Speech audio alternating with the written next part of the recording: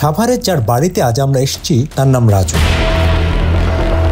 একসময় দাপুটের ঠিকাদার, 90 সালের দিকে এইচএসসি পাস, কিন্তু ভাগ্যের নির্মম পরিহাসে আজ তিনি সব হারিয়ে নিঃস্ব। ব্যবসায় লাখ লাখ টাকা লস করার পর অভাবের তাড়নায় স্ত্রীও তাকে ছেড়ে চলে গেছে। আজ এই পৃথিবীতে রক্তের সম্পর্কে আপন কেউ নেই, আছে শুধু কয়েকজন প্রতিবেশী। আজ সেই বাড়িতেই শুরু হলো মহাযজ্ঞ। বাবুর্চি ভাত আর গরুর মাংস রাঁধছেন, তবে বাবুর্চি ভাত রাঁধতে গিয়ে কিছু চাল ফেলে দেন, যা দেখে রাজু পরম যত্ন করে সেগুলো তুলে নেন। অভাব মানুষকে খাবারের মর্যাদা শেখায়। ওনার সম্পর্কে কি বলবো, ছেলের কারণ অনেক ভালো, ছেলে হিসাবে অনেক ভালো। আমার মায়ের মতো সম্মান করে। বউ ছিল, পরিবার ছিল, সবই তো ছিল।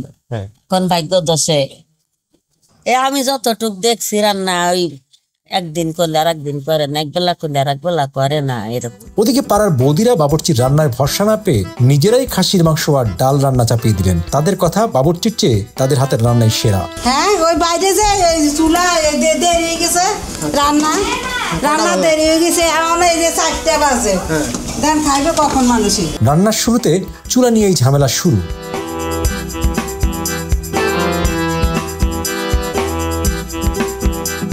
রাজুর দিন কাটে বেশ কষ্টে। ঘরে চাল নেই, চুলা নেই, এমনকি রান্নার হাড়ি পাতিলও নেই। লোকলজ্জার ভয়ে রিক্সাও চালাতে পারেন না, আবার শরীরে শক্তি না থাকায় ভারী কাজও সম্ভব হয় না। প্রতিবেশীরা দয়া করে যা দেন তাই খেয়ে দিন পার করেন, মাঝে মাঝে না খেয়ে কেটে যায় তার দিন।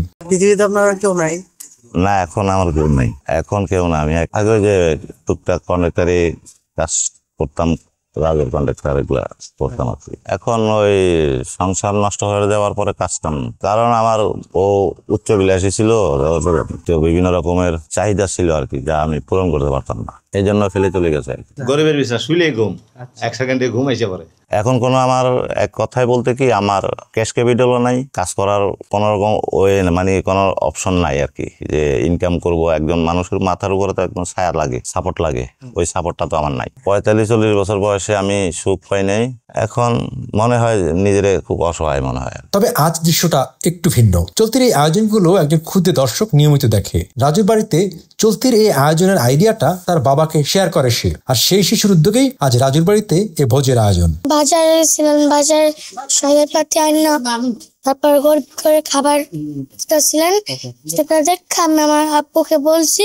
ওই আমার ছেলে এই টিভিতে আপনাদের অনুষ্ঠান দেখতেছিল, তখন খাওয়া দাওয়ার অনুষ্ঠান, হ্যাঁ খাওয়া দাওয়ার অনুষ্ঠান দেখতেছিল। তখন আমার ছেলে বললো কি যে, আব্বু ওই যে নাম্বার নাও, নিয়ে ফোন দাও, সাবার রাজু আঙ্কেল আছে, অনেক গরিব, ঠিক আছে, রাজু আঙ্কেল রে ফোন করে বলো রাজু আঙ্কেলের কথা।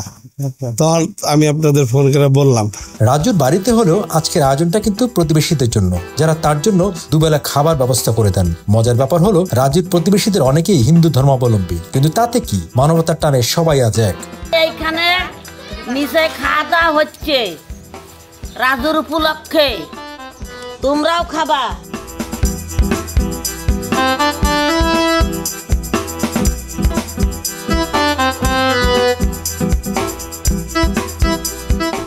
রাজু নিজের ডালপালা কুড়িয়ে এনেছেন লাকড়ি হিসেবে।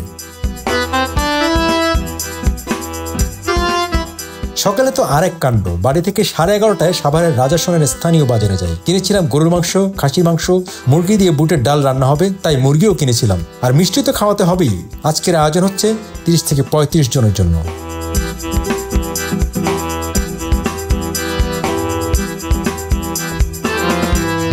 পেঁয়াজ কাটার ঝাঁজে চোখে পানি চলে আসলো কারো কারো। হাতে ছেলে কাজ আগায় না, তাই কয়েকজন ক্ষুদে রন্ধনশিল্পী বটি নিয়ে আসলো বাড়ি থেকে। প্রবল বেগে কাটাকাটি গোছগাছ চলছে, এটাও আরেক উৎসব। দুপুরের খাবার গড়ালো সন্ধ্যায়।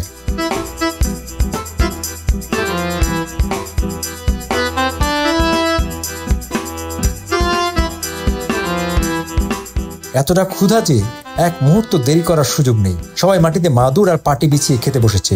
একজন ভিক্ষুকও খেতে বসে গেল। এক বৌদি তো শাড়ি পরে সেজে এসেছেন।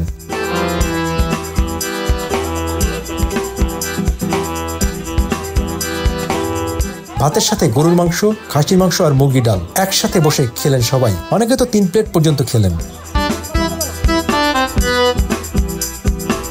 এত কিছুর মধ্যে মিষ্টির কথা বেমালুম ভুলে গিয়েছিল। রাজু সবাইকে ডাকাডাকি করছে, মিষ্টি খেয়ে যান।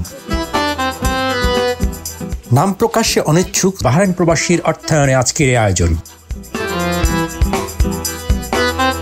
বহুদিন পর এই ভাঙা বাড়িতে এত মানুষ। সন্ধ্যা হয়ে গেল, তাই বাড়ির পথে চললাম আমরা। বিদায় রাজা আসন।